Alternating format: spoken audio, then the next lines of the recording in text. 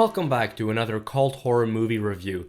Between 1957 and 1958, Charles Starkweather killed 11 people before being caught and sentenced to the electric chair a year later. This demented figure of American history, along with his 14-year-old girlfriend, would inspire several well-known movies. We can think of Terrence Malick's Badlands or the 1994 Natural Born Killers by Oliver Stone, but people tend to forget about The Sadist, a little-known and neglected horror thriller which only came out 5 years after the real-life events. But just before we get going, if there's a cult horror movie you'd like me to review, just leave me a comment down below. And don't forget to like this video and subscribe to my channel to never miss out on another bad movie review every Friday and cult horror movie review every Tuesday.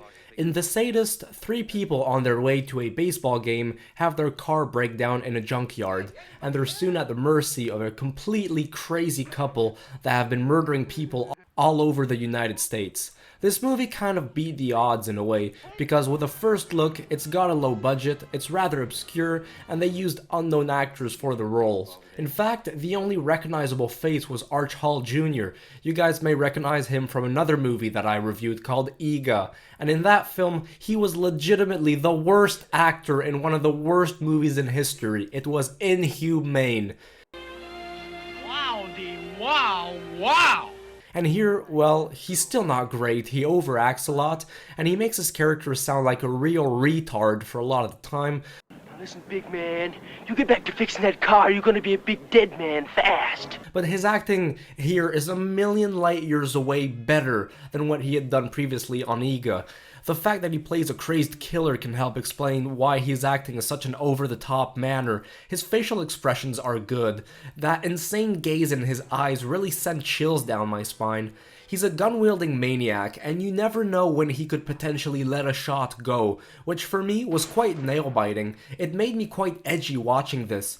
In order to save money, the ammunition used in the film were actual real bullets. Not only that, but Arch Hall Jr. is known for being a sharpshooter. That's playing with fire, honestly, I'm just saying. The first part is really slow, but things start to get very suspenseful as the story goes on. I was really surprised of what this movie was capable of accomplishing with what it had. There's more of a minimalist approach, but you know what they say, less is more. The rest of the cast surprisingly did a believable job, in my opinion, even though I had absolutely no idea who they were before watching.